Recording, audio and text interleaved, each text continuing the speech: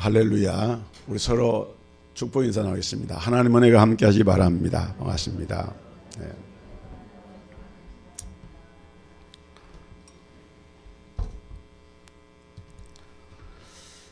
성경에서 우리 가정의 그 세상살이하고 가장 흡사한 사람을 한 사람 꼽으라고 한다고 하면은 그게 바로 야곱입니다. 야곱은 장점도 많고 단점도 많고 또 우리하고 실제로 많이 닮은 점이 많아요. 그리고 이 야곱의 삶은 나중에 야곱이 그 애굽에 내려가서 바로왕 앞에 섰을 때 내 나이가 연세가 몇이냐 하고 물으니까 내 나그네 길의 연수가 130년인데 내가 험악한 세월을 보내었나이다, 이렇게 고백을 합니다. 우리가 흔히 인생을 참 험악하다, 인생살이가 험악하다 이런 말을 하는데 아마 거기에 가장 부합된, 그 말에 부합된 성경의 인물을 들라고 하면은 그 사람이 바로 야곱이 아닐까, 이렇게 생각을 합니다. 야곱은 태어날 때 쌍둥이 형제 가운데 동생으로 태어납니다. 자라면서 장자의 복을 받기 위해서 자기 어머니의 힘을 빌리고 아버지를 속여서 장자의 축복을 받습니다. 그 일이 빌미가 돼가지고 야곱은 집을 떠날 수밖에 없게 되어지고 저 밧단 아람에 있는 외삼촌 라반의 집으로 이제 도망을 가게 됩니다. 그곳에 가서 살 때에 처음에 외삼촌 라반의 두 딸 레아와 라헬이 있는데 라헬을 연애함으로 7년을 수일같이 여기면서 그 7년 세월을 보냈어요. 7년 만에 장가를 드는데 하룻밤 지나고 다음날 아침에 보니까 자기가 연모했던 라헬이 아니고 레아가 자기 아내가 된 거예요. 그래서 다시 7년을 또 봉사를 하게 됩니다. 그리고 자기가 원했던 아내 라헬을 얻게 되어지고 거기에 6년을 더하여서 20년 동안 처가살이를 하게 됩니다. 외삼촌 라반이 하나님이 야곱에게 복을 주시는 것을 보고 어쩌면 자기 재산을 다 뺏길 것 같다, 위기감을 느끼고 나중에는 약속을 변개하고 여러 가지 불이익을 주니까 야곱이 이제 더 이상 여기 머물러서는 안 되겠다. 그래서 이제 야반 도주를 하게 됩니다. 그래서 야반 도주에서 자기 고향으로 귀향하는 그런 길에서 극적으로 자기 형 에서를 만나 해우를 하게 됩니다마는 또 그 과정에서 야곱이 세겜이라고 하는 곳에 머물러 사는 동안에 세겜족의 그 추장 하몰이라고 하는 사람이 야곱의 딸 딘나를 겁탈을 하게 되고 이것이 빌미가 되어져서 야곱의 아들 가운데 시므온과 레이가 이제 결혼 약조 조건을 내어 걸기를 너희가 우리와 같이 할례를 받으면은 우리가 통혼할 수가 있다. 그래서 할례를 받아 가지고 한 사흘쯤 돼서 고통을 당할 때에 이 시몬과 레이가 칼로 저들을 쳐서 그 일족을 이렇게 죽이는 무서운 살인 사건이 벌어지게 되고 야곱은 거기에서 머물게 되면은 살아날 수가 없게 됩니다. 그래서 야곱이 다시 또 이제 도망을 갑니다. 그뿐만 아니라 나중에 야곱이 자기 어머니 생모를 떠나올 때 만났던 어머니를 잃어버립니다. 그리고 막내 아들 베냐민을 낳을 때 자기가 그처럼 사랑했던 아내 라헬을 노상해서 그만 잃고 맙니다. 야곱은 결혼할 때 레아와 라헬 두 부인을 가졌지만은 두 부인의 경쟁 가운데서 이제 빌하와 실바라고 하는 그 몸종을 또 아내로 취해서 모두 4명의 아내를 두게 되고 그 4명의 아내의 스라에서 12명의 아들을 두게 됩니다마는 나중에 그 아들 요셉을 잃어버리고 맙니다. 사실은 그 형들이 요셉을 팔아먹은 것이죠. 그리고 감쪽같이 아버지를 속이고 20년 동안이나 속입니다. 이 아들이 들에서 짐승에 찢겨서 죽었다고. 그 거짓된 이런 피가 묻어 있는 요셉이 입었던 옷을 내 보이면서 그렇게 하고 아버지를 속이고, 아버지는 이제 그대로 속고 만 것이죠. 그리고 나중에 야곱은 흉년을 만나 가지고 고향을 떠나서 처음에는 자기 아들이 애굽 땅의 총리가 된 줄 몰랐죠. 근데 하나님의 은혜로 이제 결국은 그것이 밝혀지게 되고 요셉의 초청을 받아 가지고 애굽 땅에 내려가서 이제 살게 되는데, 그곳에서 살다가 130세 될 때 애굽에 내려갔다가 17년 동안을 더 살고 147세에 애굽에서 눈을 감게 됩니다. 그래서 우리가 이런 야곱의 일생을 정말 이렇게 살펴보면은 야곱은 우리가 결코 뭐 복을 받았다든지 뭐 행복하다든지 이렇게 말하기는 좀 어려울 것 같아요. 야곱이 스스로 말한 대로 험악한 세월을 보낸 거예요. 그런데 오늘 봉독한 하나님의 말씀을 보면은 하나님은 야곱에게 복을 약속하셨고 실제로 그는 엄청난 복을 누리게 하셨다, 이렇게 말씀을 하고 있는 거예요. 그래서 우리가 사람이 생각하는 복이라고 하는 것은 과연 무엇이고, 우리 하나님께서 말씀하시는 이 복은 어떤 것인가, 여기에는 엄청난 차이가 있다는 사실을 먼저 우리가 알아야 되겠습니다. 여러분, 하나님의 주시는 복의 특징은 뭔가 하면은 먼저 하나님께로부터 사랑을 받는 복입니다. 그리고 하나님께로부터 선택을 받는 복입니다. 나아가서 하나님의 구원 계획에 동참하는 복입니다. 그런데 이런 복의 대부분이 야곱의 의사와 상관없이 하나님께서 일방적으로 야곱을 사랑하시고 일방적으로 야곱을 선택하시고 일방적으로 하나님의 구원 계획에 야곱을 동참시키셔서 그 일을 행하신 것을 볼 수가 있어요. 우리가 보통 계약을 하거나 할 때에는 쌍방간에 의사를 타진하고 합의하여서 계약을 하지 않습니까? 그런데 야곱의 경우는 그러지 않았어요. 일방적으로 하나님이 택하시고 일방적으로 사랑하시고, 성경에 보면은 하나님이 야곱은 사랑하시고 에서는 미워하셨다. 일방적으로 하나님이 사랑하신 거예요. 일방적으로 하나님이 선택하신 거예요. 일방적으로 하나님의 구원의 계획 가운데 야곱을 이끌어 가신 것입니다.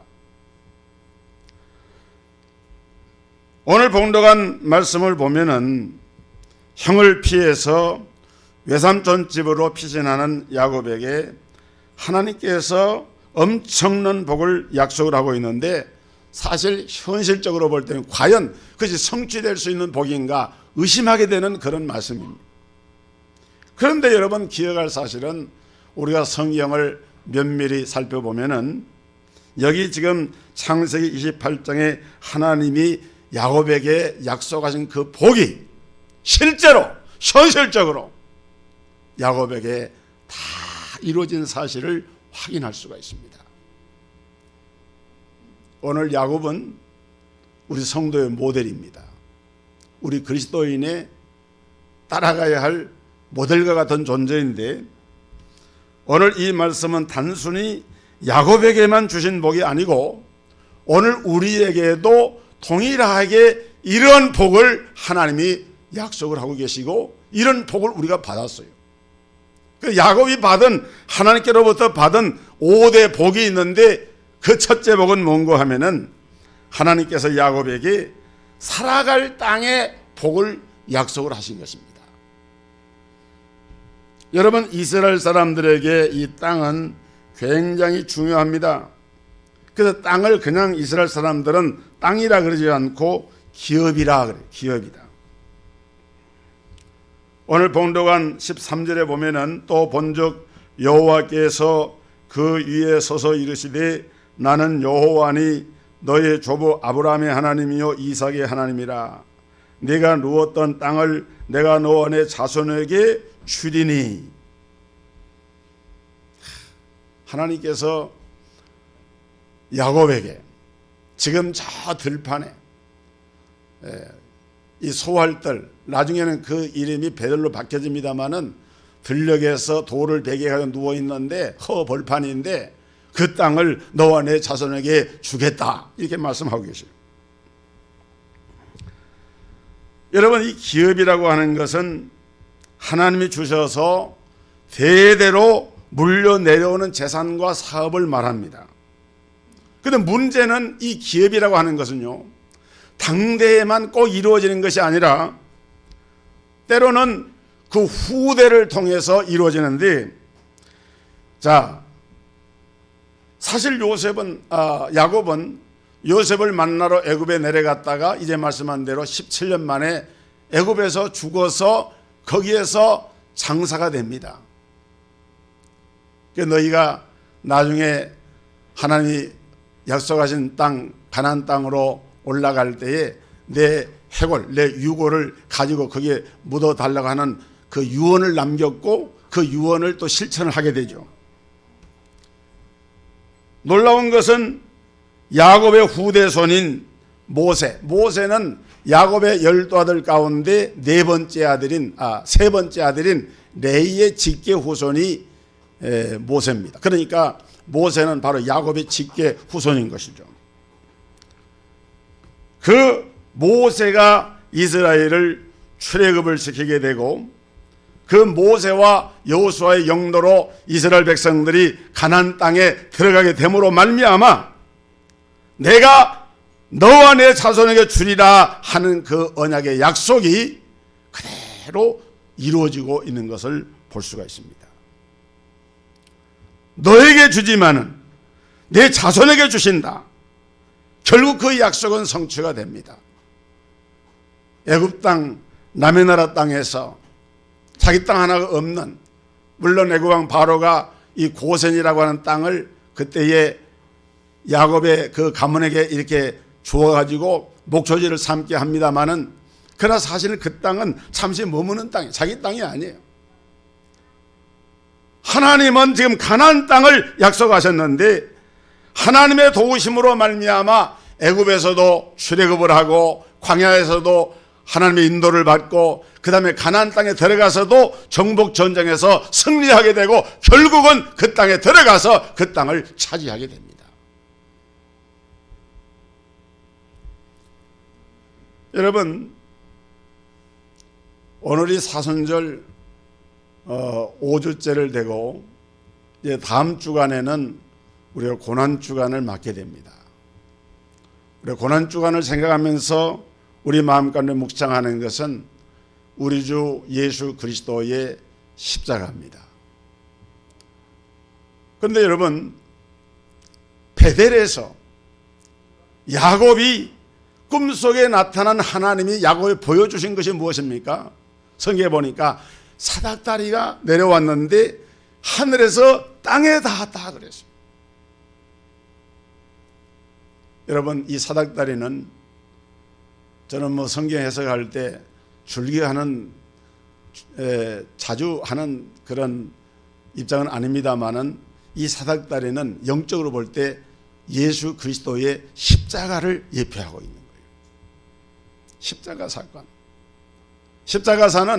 십자가는 하늘과 땅을 잇는, 죄로 말미암아 거룩하신 하나님의 보좌에서 쫓겨나서 죄악 가운데 살고 있는 인생들을 구원하기 위해서 하나님이 그 독생자 예수 그리스도를 십자가 사건을 통하여서 하나님과 연결시키는 놀라운 구속의 역사가 이 십자가를 통해서 성취가 되어집니다.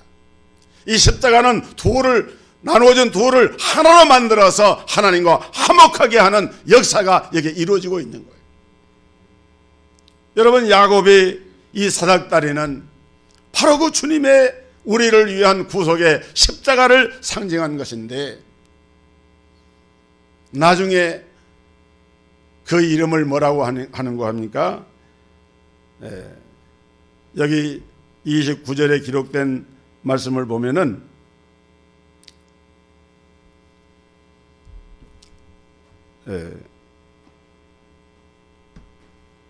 19절입니다. 19절에 기록된 말씀 보면은 그곳 이름을 베델이라 하였더라. 야곱이 하나님의 사닥다리를 체험했던 그 장소를, 그 이름을, 원래 이름은 그곳이 루스였는데 그렇게 부르지 아니하고 그 이름을 베델이다. 여러분, 베델이라고 하는 말은 히브리 말로 베드라고 하는 말은 이거 집이라고 하는 말입니다. 베들레헴, 그 집이란 떡집이란 말, 똑같은 말이요. 이 베델을 신약적인 용어로 말하면 베들레헴이에요. 그래서 예수님은 베들레헴에서 탄생하시죠. 그 다음에 이게 나라의 주에 보면 이 베델을 가리켜서 하나님의 집이다 그랬어요. 여러분, 하나님의 집은 교회를 말한 것이죠. 교회의 머리는 예수 그리스도를 말한 것입니다. 다시 말하면 이 사닥다리를 통해서, 하늘에서 땅에 닿은 이 사다리를 통해서 하나님께서 야곱에게 보여주셨던 것은 너와 내 후손이 복을 받으리라, 땅을 차지하리라 말씀한 그대로 그리스도 예수 안에서 주시는 하나님의 구속의 은혜의 땅, 물론 현실적으로는 이스라엘 백성들이 가나안 땅에 들어가서 그 땅을 기업으로 얻는 것이지만은 그리스도 예수 안에 있는 우리 모든 성도들은 그리스도 예수 안에서 함께 동일한 약속의 유업을 받았는데 그것이 바로 우리가 장차 들어가 살게 될 영원한 천국 하늘의 땅을, 새하늘과 새 땅을 우리에게 주신다고 하는 언약의 약속이라는 그 말씀입니다.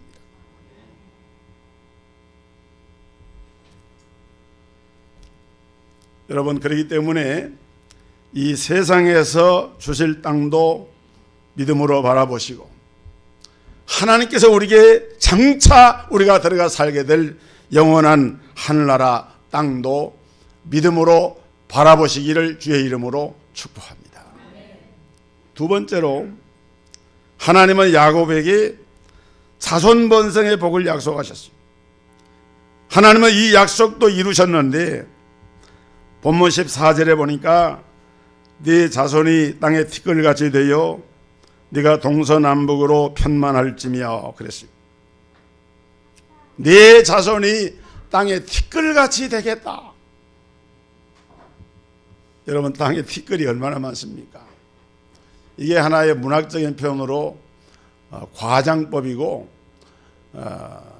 이렇게 비유적인 그런 표현이기도 합니다마는, 여러분, 야곱이 애굽에 이주한 것이 주전 1876년입니다. 그리고 야곱은 애굽에 내려간 지 17년 만에 죽었고, 요셉은 야곱이 죽은 후에 54년을 더 살고 죽습니다. 창세기에 보면은 야곱의 가족이 애굽에 내려갈 때 70명의 가족이 내려갔어요. 그러니까 70명의 가족이 애굽에서 400년 동안을 살게 되는데 계산을 한번 해보세요. 야곱의 아들이 12 아닙니까? 12가정이죠. 그럼 이제 단순하게 계산해서 한 집에서 10명씩 자녀를 낳았다. 그리고 30년을 한 세대로 계산하고 400년을 계속해 보면 13세대가 지나갑니다. 그런데 놀라운 것은 출애굽할 때 이스라엘 백성들이 출애굽한 장정의 수가 출애굽기에 기록이 됐는데 60만 명입니다. 여자를 포함하고 자녀를 포함하면 최소한 200만에서 250만 명이 이르는 대민족을 이루어가지고 이스라엘 백성들이 애굽에서 나온 거예요. 여러분, 애굽에서 요셉이 자기 아버지 야곱이 죽은 후에 54년을 더 살고 죽었는데, 성경에 보면은 요셉을 알지 못하는 새 왕이 일어났다 그랬어요. 그걸 역사적으로 보면은 애굽에는 사실은 그 요셉이 그 총리로 등용될 때에는 역사적인 이런 문헌을 보면은요, 그때 애굽의 왕조는 그 정통, 맞아요, 애굽 민족이 그 나라를 다스린 것이 아니라 좀 소수민족, 말하자면은 이런 좀 곁다리 민족인데 거기 지도자가 애굽의 왕이 돼가지고 그렇게 해서 히브리 민족이 그 가운데서 번성을 했던 거예요. 그런데 요셉이 죽고 난 후에 새 왕조가 일어났는데 이 왕조는 이제 문자 그대로 애굽의 그 말하자면 본류가 들어있는 그런 왕조인데 이 애굽의 왕조가 가만히 볼 때에 이 히브리 민족을 이 가만히 두면 안 되겠다. 왜냐하면은 성경에 보면 날로 강성해지니까 그래서 막 학대를 합니다. 핍박을 합니다. 그런데 성경에 보면은 학대를 받을수록 더 번성해졌다고 그랬어요.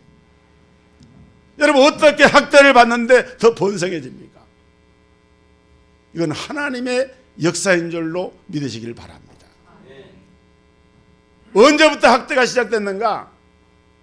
모세 때부터. 왜냐하면 모세의 형이 모세보다 3살이 많습니다. 그리고 그 누이 미리암이 있는데 모세의 누이 미리암이나 모세의 형 아론이 죽지 않고 먼저 출생한 것을 보면 그때는 아마 그런 핍박, 맞아면 사내 아이를 이제 이렇게 죽이는 그런 핍박은 없었던 것 같아요. 그러니까 모세 때부터 그것이 시작이 된 거예요. 그럼에도 불구하고 이스라엘 백성들이 막 번창하게 되는데, 야, 놀라운 번창의 역사가 일어나고 있어요. 저는 오늘 우리 성도들이 하나님께서 오늘 우리 동석교회를 향해서 이 언약의 복을 우리에게 주시는데 이것을 믿음으로 아멘으로 받으시기를 주의 이름으로 축복합니다. 아멘. 왜? 여러분, 저는 마음 가운데 막 꿈이 막 이렇게 일어납니다. 왜? 이 앞에가 보니까 초등학교 정문입니다. 스쿨존이에요. 우리가 마음만 열고 핵심적인 믿음만 모으면은 얼마든지 이 지역에서 우리가 어린 생명들을 전도하고 복음을 이끌 수가 있어요. 복음의 역사는 여러분 하나님께서 하시면은요, 지금 우리 교회가 연약한 가운데 있지만은 하나님께서 우리에게 기회를 주시고 길을 열어 가신다고 하면은 부흥은 순간적으로도 일어날 수도 있어요. 일어날 수 있는 거예요. 중요한 것은 준비를 해야 됩니다. 기도를 해야 됩니다. 마음을 모아야 됩니다. 불편한 거 힘든 거 압니다. 저는 사실 우리 성도들 생각하면 너무 가슴이 아파요. 왜? 좋은 성전 넓은 곳에 신앙생활 하다가 좁고 공간도 현재 확보가 되지 않고, 물론 우리가 다 쓰면 쓸 수 있어요. 우리가 원래는 다 쓰려고 했던 것인데 제 세입자들이 기간이 좀 있어가지고 그런 어려움은 있긴 합니다만은 조금만 참으세요. 조금만 힘들지만은 힘을 내세요. 여러분, 정말 우리에게 주어진 동석교회 신대동 제2성전의 시대가 열려지면서 너와 내 후손이 복을 받으리라 말씀한 하나님의 역사가 우리 동석교회 임할 줄로 믿으시기를 주의 이름으로 축복합니다. 그 믿음을 가져야 돼요. 여러분, 그렇기 때문에 자기 당대만 보지 마시고 후대를 보시고, 나만 내가 잘 먹고 편하게 살다 죽으면 그만이라고 하는 그런 생각이 아니라, 요즘은 한 가정에 하나 낳기, 둘만 낳기, 사회적인 문제가 심각합니다. 자녀들이 인간관계를 잘 맺질 못해요. 머지않아서 삼촌이 없어지고 사촌이 없어집니다. 고모나 이모나 사촌 형제가 없어져 버려요.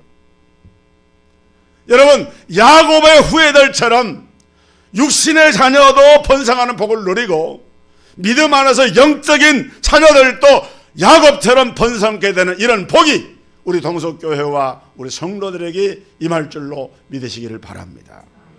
세 번째로 하나님은 야곱에게 왕권의 복이 임할 것을 약속하셨어요. 14절 하반절에 보면은 땅의 모든 족속이 너와 내 자손으로 말미암아 복을 받으리라. 여러분, 이 약속이 성취가 되는데 야곱의 후손 가운데 다윗 왕이 태어납니다. 그 다윗 왕의 후손으로 오신 분이 예수 그리스도이십니다. 성경 마태복음 1장 1절에 보니까 아브라함과 다윗의 자손 예수 그리스도의 세계라. 여기서 말하는 세계는 제너레이션, 계보를 말하는, 족보를 말하는, 아브라함과 다윗의 족보, 그 가운데 예수 그리스도의 그 족보가 나오는데, 여러분 성경에서 하나님은 왜 굳이 많은 인물이 있는데 마태복음 기자가 예수 그리스도를 소개하면서 아브라함과 다윗의 자손이라 그랬겠는가? 그것은 언약의 대상자였기 때문에 그래요. 아브라함에게 하나님이 언약을 합니다. 그리고 다윗에게 하나님이 언약을 합니다. 어떤 언약을 합니까? 창세기 15장 5절이 그를 이끌고 밖으로 나가 이르시되 하늘을 우러러 무뼈를 셀 수 있나 보라. 또 그에게 이르시되 내 자손이 이와 같으리라 하셨고, 창세기 22장 17절 18절이 내가 내게 큰 복을 주고 내 씨가 크게 번성하여 하늘의 별과 같고 바닷가에 모여갖게 하리니 내 씨가 대적의 성문을 얻으리라. 또 내 씨로 말미암아 천하 만민이 복을 받으리니 이는 내가 나의 말을 준행하였음이니라 하셨다 하니라. 이게 아브라함이 주신 약속이에요. 다윗에게도 이스라엘 왕위에 오를 사람이 내게서 끊어지지 아니하리라 이렇게 말씀을 합니다. 그 말이 여러분 예수님의 이 왕권, 예수님은 그리스도로 이 땅에 오셨는데 만왕의 왕으로 오신 예수 그리스도를 통해서 이 언약이 그대로 성취가 되어집니다. 놀라운 것은 그리스도 예수 안에 있는 우리 성도들을 가리켜서 베드로전서 2장 9절을 보니까 너희는 왕같은 족속이요 왕같은 제사장들이다.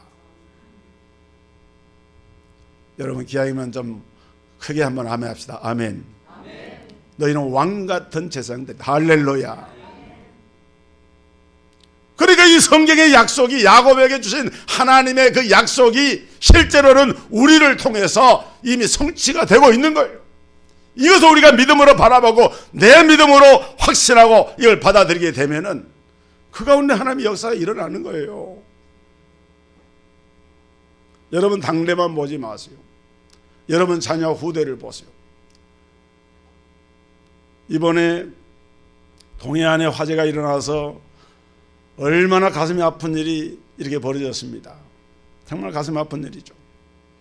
동해안의 화재가 2004년에도 일어나고 이번에도 그게 몇 차례 일어나서, 그런데 놀라운 것은요, 그렇게 해서 여의도 면적에 뭐 몇 배가 되는 그런 땅이 불이 타고 이렇게 했는데도 지난번 2004년도에 불은 그때의 그 고성 그 지구가 완전히 들이 새까맣게 그랬거든요. 그리고 그 낙산사 불탈 때 저도 그 낙산사 불탄 그 해에 제가 거기 가봤는데 불이 그냥 비유하라고 날아가서 그냥 이렇게 저를 다 태우고 그렇게까지 했는데도, 근데 놀라운 것은 하나님의 그 은혜는 놀라워요. 그렇게 불이 타고 없어져도요 사람들이 또 나무를 심습니다. 할렐루야. 여러분 지상에서 파괴와 고통은 언제나 있어요. 언제나 부정적인 일들이 일어납니다. 그러나 우리가 거기에 굴복하고 포기하고 두 손을 들고 포기하는 것이 아니라, 그럼에도 불구하고 믿음 안에서 특별히 하나님의 자녀들은 그런 악조건 속에 있음에도 불구하고 다시 일어나는 거예요. 그래서 그 폐허가 된 죄 때문에 나무를 심듯이 믿음의 사람들은 지금도 마찬가지. 우리 환경과 여건들이 어렵지만은 그 가운데서도 기도하면서 주의 말씀을 붙잡고 그러면서 하나님 일을 하는 것입니다. 그것이 시간이 지나고 흘러가면서 하나님께서 어떤 결정의 계기가 되면은 폭발적인 붕으로 일어날 수가 있어요. 중요한 것은 우리가 포기하지 않고 끝까지 하나님 언약을 붙잡고 기도하면서 나아가면은 여러분 그러한 때가 반드시 우리에게 임할 것을 믿으시기를 주의 이름으로 축복합니다. 그 믿음을 가지셔야 돼요.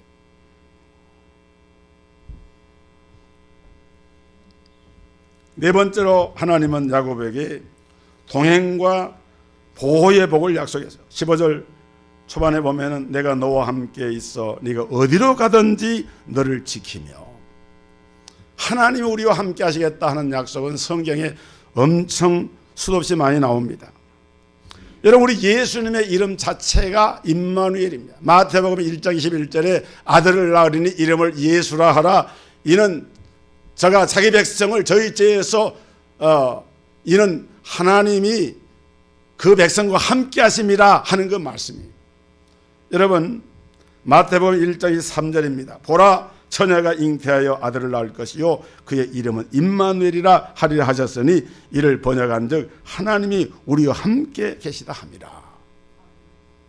성경은요, 이 약속이 곳곳에 나오면 아브라함에게, 이삭에게, 야곱에게, 모세에게, 특별히 여호수아서에 보면은 여호수아 1장 5절이 너의 평생에 너를 능히 대적할 자가 없으리니 내가 모세와 함께 있었던 것 같이 너와 함께 있을 것이며 내가 너를 떠나지 아니하며 버리지 아니하리니 강하고 담대하라 라고 선포를 하고 있습니다. 담대한 믿음을 가지시기를 주의 이름으로 축원합니다. 이사야 41장 10절에 두려워하지 말라 내가 너와 함께 함이니라. 놀라지 말라 나는 내 하나님이 됨이니라. 내가 너를 굳세게 하리라. 참으로 너를 도와주리라. 참으로 나의 의로운 오른손으로 너를 붙들리라. 하나님의 언약의 약속을 붙잡으시기를 주의 이름으로 축복합니다. 마지막으로 하나님은 야곱에게 삼위 하나님이 이끌어주시는 복을 약속해서 15절 중간에 보면은 너를 이끌어 이 땅으로 돌아오게 할지라. 여러분, 야곱이 집을 떠날 때 얼마나 불안했겠어요. 정말 정처 없이 가는 거예요. 근데 하나님은 야곱에게 너 나그네 생활이라 하는 것은 문자 그대로 잠시 나그네고 너 내가 돌아오게 하겠다. 그렇죠. 야구할 때 1루, 2루, 3루를 거쳐 홈으로 돌아오는 것처럼 인생은 홈으로 돌아가는 거예요. 인생이. 우리 홈은 천국입니다. 예수 믿는 사람들의 우리 홈은 하늘나라 천국이에요. 야곱에게 자기가 돌아갈 고향은 바로 우리 천국을 상징하는 것인데 네가 고난은 나가지만 너의 홈으로, 너의 홈타운으로 돌아오게 하겠다. 결국 야곱은 돌아오게 됩니다. 여러분, 이것이 하나님께서 내 모든 삶을 책임을 져주시고 나의 갈 길을 이끌어 주신다고 하는 이 언약이 이사야 43장 1절에 야곱아 너를 창조하신 여호와께서 이제 말씀하시니 이스라엘아 너를 조성하신 자가 이제 말씀하시니 너는 두려워하지 말라. 내가 너를 구속하였고 내가 너를 지명하여 불렀나니 너는 내 것이라. 네가 물 가운데로 지날 때에 내가 너와 함께 할 것이라. 강을 건널 때 물이 너를 침몰하지 못할 것이며 네가 불 가운데 지날 때 타지도 아니할 것이요 불꽃이 너를 사르지도 못하리니 대전하는 여호와 내 하나님이요 이스라엘의 거룩한 자요 네 구원자임이라. 내가 애굽을 너의 속량물로 구스와 스바를 너의 대신으로 주었노라. 엄청난 하나님의 언약의 이 복입니다. 야곱이 약속대로 가나안 땅에 20년 만에 다시 돌아왔듯이 오늘 우리 성도들의 삶을 우리 하나님께서, 우리 성령님께서 책임을 져주시고 이끌어 주실 줄 믿으시기를 바랍니다. 그 믿음을 가지시오. 기도하겠습니다.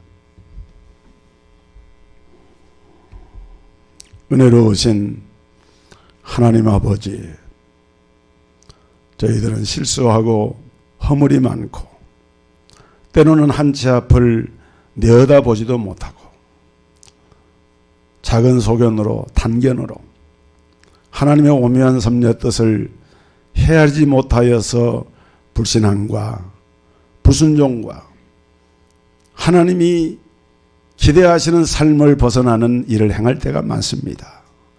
주여, 우리의 허물과 우리의 모든 부족한 것들을 주님의 보혈로 덮어주시고 이제 다시 한번 우리가 힘을 얻어서 오늘 주신 말씀처럼 야곱에게 주신 하나님의 축복의 언약, 5대 언약을 마음에 되새기면서 이 언약의 말씀을 굳게 붙잡고 믿음으로 전진하여 승리하며 하나님께 영광을 돌리며 비록 험악한 세상이고 험난한 삶이지만은 세상과 사람을 의지하지 아니하고 오직 살아계신 하나님만을 바라보므로 이 믿음 위에 견고히 서서 승리하는 복된 성도들이 다 되게 하여 주시옵소서. 예수 그리스도 이름으로 기도드리옵나이다. 아멘.